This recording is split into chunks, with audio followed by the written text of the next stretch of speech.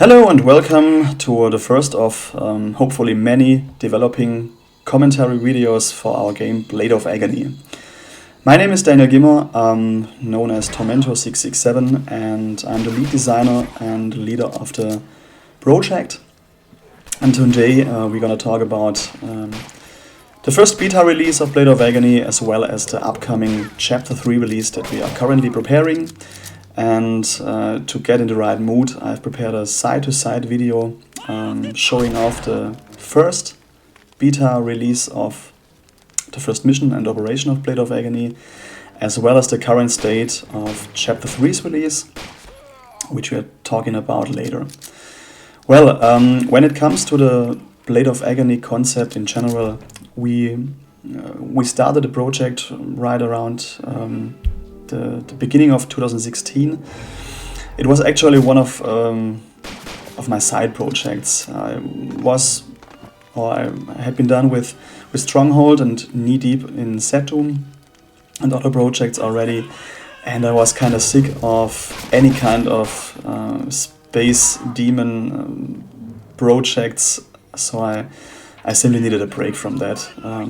Also design-wise, when you think about all the projects that I did before. So I was always a big fan of Lars Royar's Wolfenstein series. It had a huge impact to me in my 90s when I was working on Doom mods the first time. And the main reason why I didn't start early with it was simply the engine limitations. Doom didn't exist yet. Doom was around the version 1.22. It was in its beginning phases, and Vanilla Doom wasn't the right choice for my ideas. I knew Lars Royar he was able to do a lot of things with the Hackett and all the other methods that people could use in these days, but I had different visions, and I simply scrapped the idea in the late 90s to do a Wolfenstein sequel myself. But after the release of my projects in the middle of the 2010s, I thought maybe now it's the right time. I actually have to thank Wild Weasel a lot, one of the Doom community members, because he was the person who created a Nazis mod, a weapons and gameplay mod for Doom or GZ Doom. And when I spotted it, I thought, hey, why not take that one as a base? Because I'm not a coder myself. I'm a good mapper and I'm a graphics artist, but I'm simply no programmer. And I think this was a good opportunity to maybe start with Blade of Agony. I was working on the maps based on Nazis at the beginning of April or March 2016, and I wasn't expecting that it is leading to such a massive project. I think I wouldn't even have started with it if I knew it, because it took a large portion of my life in the past years. I think my girlfriend can agree with it, and I'm actually pretty happy if this thing is out of my sight. Not because I do not like to work on it, but it simply got massive compared to what I imagined. If you take a look at the first mission of this beta, it's quite simple. It's not much. I've used textures from Wolfenstein mostly, and some other old build games that I got a lot of inspiration as well. I got the material in terms of weapons and enemies from Wild Weasel, and the only thing I did was mapping and fiddling around with graphics. So I expected this to be a short adventure with about 6 missions or maps, and that could be released around the end of 2016, maybe at the beginning of 2017. Now we have the end of 2020 and it's still not finished, so you can imagine how things changed. When I released the first screenshots over at the Doom forum, I gained a lot of attention actually, because people maybe had been looking for Wolfenstein sequel themselves, or some kind of a Wolfenstein 3D reimagined in a certain style, and this is what I aimed at as well. It was always meant to be some kind of a sequel, not an official sequel, but set in the universe of Wolfenstein 3D. You are BG Blazkowicz, and your goal is to kill Hitler. That's the portion of the game. And people active in the community have been interested in this, and in a very short time the team grew to about 5 or 6 members, mappers, programmers, and also people working free and helping us on GitHub, on ModDB, Facebook, and all the other platforms around. This is why I love the internet these days. You have the possibility to work with a lot of people, with a lot of interests, and you gain a lot of feedback from various positions. You don't only have people around the Doom community who know the whole engine in and outside, but you also gain feedback from people outside the community that experience the game as a game and not as a Doom mod, which is quite interesting because you get a different kind of input. You get ideas that you wouldn't think yourself are possible, but with the right people around, you can turn this into a thing. And this is one of the big gains that we had after the release of Chapter 1.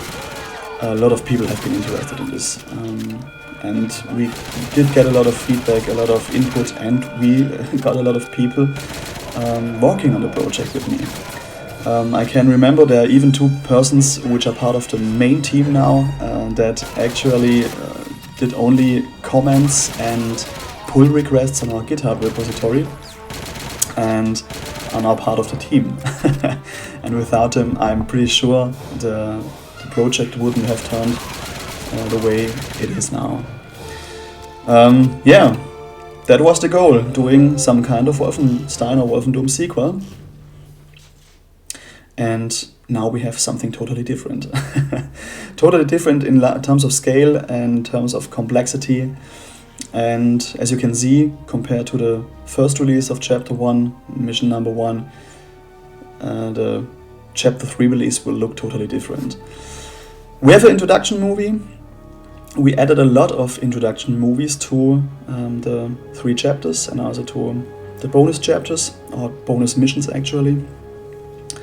We have cutscenes implemented into our 3 chapters for you, so you will definitely have to play through Chapter 1 and 2 again, because it's really worth it. We added a lot of additional content that wasn't part of the Chapter 2 and Chapter 1 release before, and it's really worth it to replay those 2 chapters. We also made improvements to the texture choices, to the resources in general. You can see here we have a totally new skybox. We have a different texture choice here. The floor, I don't know if you can see it, has displacement mapping. We have added a lot of shaders and visual eye candy that can also be deactivated. So we talk about this a bit later. We have added additional areas that made sense, and we removed areas that made no sense. It brought me almost tears in my eyes when I had to remove parts of Chapter 2 maps, but we had a few discussions about the length and the complexity of some operations, and sometimes you have to remove something to make it better. And this was the reason for a lot of Chapter 2 maps that have been too long, that have been too complex. People complained about them running through a mission over 1.5 hours and backtracking and getting lost in action because they had no idea where to go next. This is something we have changed drastically, and even though it meant to remove huge portions of maps that took a lot of time to create, it was the right decision in the end, and you will notice this, I promise. When it comes to the performance factor, we had also a lot of feedback that the game ran very bad on less powered machines. I can fully understand this from a player's point of view, but also from a modder's point of view. The problem is GZDOM or GZDOM isn't meant for larger scale projects in that way we created Blade of Agony. The problem is simply we needed to find a way on how to create things that still work good and are possibly handleable in the engine that we are use. So after the release of Chapter 2, we took a lot of time, especially programmers who are responsible for all the code, to improve the performance of special effects, to improve the performance of actors, to reduce the amount of thinking time actors need. And I for myself took a lot of time to improve the maps, to rearrange maps, to split up maps, to make sure that also this area is not too performance hungry. And I think we made a good job. The game runs much better now, and even if you play it in the recommended settings, and even if you still encounter some problems when it comes to the speed and FPS drops or anything similar, simply use the options menu. We added a lot of options where you can remove performance additions like shaders or deactivate them, or reduce performance relevant settings to make sure that the whole game runs much smoother. I really recommend to take a look at this. I think it will help a lot to improve the performance on your system if you're working with a lower rig end. Well, we are still in the first mission, but in the overall version with a lot of improvements and changes. You can also see there are hints and tips on the lower side of the screen.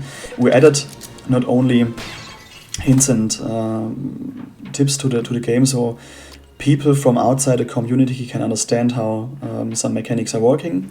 We also added more dialogue. We added more text notes, and this is what I want to talk about. The problem sometimes is if you create a game, you have two different kinds of players. You have those who are action-oriented, who want to play the game, who want to play the game quick and want to have a fast-paced action. And we also have people who are interested in the background story. So what can you do to please both of them? We added a system for note texts that are laying around, short letters or signs that you can use. They have a small little sign above them, so you can directly see that this is text information that explains the story, that explains more background knowledge about the characters, about when you are, about where you are, things that simply enhance the experience. It's not necessary to read all these, but it simply helps to understand the story, and it helps to get into the right mood, which is something that I find kind of important if you play a game like Blade of Agony. As I said, it's not necessary to win the game, but it helps to understand a lot of things, and it's certainly worth reading. We took a lot of time to read or to write all these letters and all the new dialogues that can also be found in the mission map in the headquarters. It would be a shame to let it go. By the way, we are currently working on the localization of the text. We're not finished yet. German, English, French, Portuguese, Spanish and Russian, as well as Czech and Polish will be available. I hope I spelled it all right. Some of them are far from being finished, some of them are close to being finished. So if you are interested in helping out, just drop us a line. We'd be happy to have some translators on our team who know what they're doing. Well then, we are reaching the underground laboratory of the first mission, and you might have already noticed that also the enemy behavior is different from what you know. If you're experienced with Doom, you know how the Doom AI is working. If you're not, it doesn't matter either. We took a lot of time to improve the enemy movement and the enemy intelligence. One of the additions we made, you have already seen it maybe, is that they are rolling, they're dodging your attacks in case they're seeing you. But what they are also doing is they taking cover. So by chance, if some fitting thing is standing around him, they take cover, knee down and attack you from there. They are fleeing from grenades. They simply have a different behavior, seem to be a bit more intelligent. Well, they're still stupid Nazis, but at least they're more like a threat to you, or treat, which makes the combat much more interesting.